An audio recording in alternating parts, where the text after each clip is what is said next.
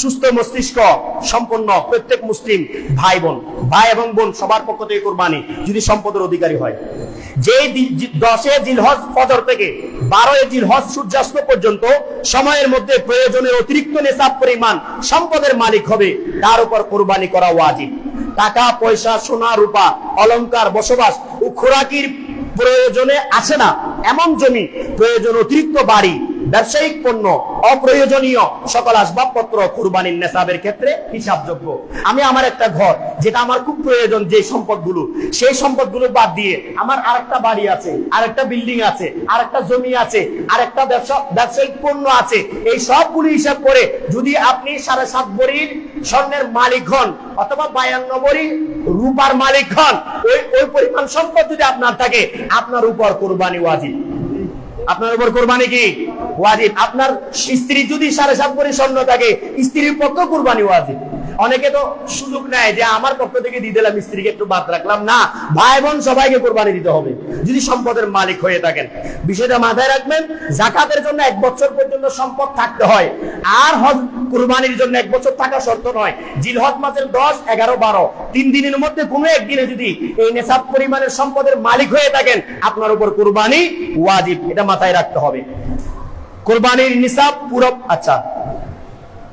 সামর্থ্য থাকা সত্ত্বেও যে ব্যক্তি এই ইবাদত পালন করে না, তার ব্যাপারে হাদিস শরীফ আসছে, যার কুরবানির সামর্থ্য রয়েছে কিন্তু কুরবানি করে না, সে যেন আমাদের ঈদগাহে না আসে। সামর্থ্য আছে কিন্তু কুরবানি দিবেন না, তাহলে ঈদগাহে যাওয়ার কোনো অধিকার আমার আপনার নাই যদি আমি সেটা আদায় না করি। সেজন্য সামর্থ্য থাকলে কুরবানি দেওয়াটা ওয়াজিব। পশু অবশ্যই হালাল টাকায় কিনতে হবে। হারাম টাকায় কেনা পশু দিয়ে কুরবানি বৈধ হবে না। কর্জ রেখে প্রথমে কর্জ আদায় না করে অথবা পাওনাদার থেকে অনুমতি না নিয়ে, খেয়াল করুন দুটো বিষয়। কর্জ রেখে যদি প্রথমে কর্জ আদায় না করে অথবা পাওনাদার থেকে অনুমতি না নিয়ে আপনি কুরবানি দিলে কুরবানি আদায় হবে না। কর্জ রেখেছেন আর একটু কুরবানি দিচ্ছেন, এই কুরবানি হবে না। অথবা তার থেকে অনুমতি নেবেন, ভাই আমাকে সুযোগ দেন, আপনার কর্জটা আমি এই সময়ে দেবো, এখন যেহেতু কুরবানি আসছে একটু কুরবানির অনুমতি দেন, তাহলে আপনার কুরবানিটা আল্লাহর দরবারে কবুল হবে। ঠিক না? বিষয়গুলো মনে রাখবেন।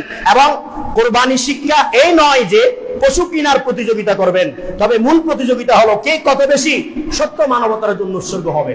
পশু কিনার মধ্যে কোনো কি নাই, যে প্রতিযোগিতার মধ্যে মূলত কোনো প্রতিযোগিতা কোনটা? প্রিয় নবীর প্রেমে কে কত বেশি, কত দামি, কত সুন্দর পশু কুরবানি দিবেন, সেটা প্রতিযোগিতা করতে পারেন, কিন্তু এই প্রতিযোগিতা যাতে ঈমান ইসলাম থেকে বিপরীতে না যায়। ঠিক না? হিংসা বিদ্বেষ না বাড়ায়, ও এত টাকার কিনেছে আমি এত টাকার কিনবো, এই যে একটা হিংসার সাথে প্রতিযোগিতা, এটা যাতে না হয়। আপনি বলেন যে ও 1 লাখ টাকার দিয়েছে, আমার থেকে তৌফিক আছে, আমি 5 লাখ টাকার পশু কুরবানি দেবো। ঠিক না? হৃষ্টপিষ্ট সুন্দর দেহ, সব দিক থেকে পরিপক্ক পশু কুরবানি দেওয়া উত্তম। এগুলো আপনারা জানেন, সবসময় দিয়ে আসছেন। আর ওট কমপক্ষে 5 বছরের হতে হয়, গরু মহিষ 2 বছরের, ভেড়া দুম্বা ছাগল এগুলো 1 বছরের হতে হয়। অনেক সময় ছাগল 6-7 মাস 8 মাসও বড় হয়ে যায়, 1 বছরের লাগে, সেটা দিয়ে হবে। তবে এই বিষয়টা মাথায় রাখবেন। এবং গরু কুরবানি, মহিষ কুরবানি যেহেতু ওট এদিকে নাই, এটা 7 ভাগে দেওয়া যায়। কয় ভাগে? 7 ভাগে দেওয়া যায়। আর ছাগল, দুম্বা, ভেড়া এগুলো 1 ভাগ দিতে হয়। মাথায় রাখবেন।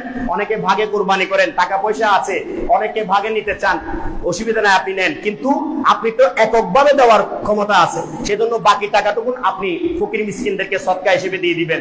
আর আরেকজনকে ভাগে নিয়ে আরেকজনকে কুরবানি করার সুযোগও করে দিতে পারেন। আর ভাগে নিলে ভাগের যেই সবকিছু সুন্দরভাবে সমভাবে যাতে বন্টন হয়, সেই বিষয়গুলো আমাদের মাথায় রাখতে হবে। এবং আমরা প্রিয় নবীর উম্মত হিসেবে আমাদের এই বিষয়টাও মাথায় রাখতে হবে, প্রিয় নবীর প্রেমে একটা কুরবানি দেওয়া। কেননা প্রিয় নবী নির্দেশ দিয়েছেন মাওলা আলীকে, ওহে আমার আলী, আমার পক্ষ থেকে তুমি একটা কুরবানি দিয়ে দিও। সুবহানাল্লাহ বলেন না? এবং প্রিয় নবী নিজেও যখন কুরবানি দিতেন, ইয়া আল্লাহ, আমার পক্ষ থেকে, আমার আহলে বাইতের পক্ষ থেকে এবং আমার উম্মতের পক্ষ থেকে এই কুরবানি কবুল করে নেন। আওয়াজ বলে সুবহানাল্লাহ।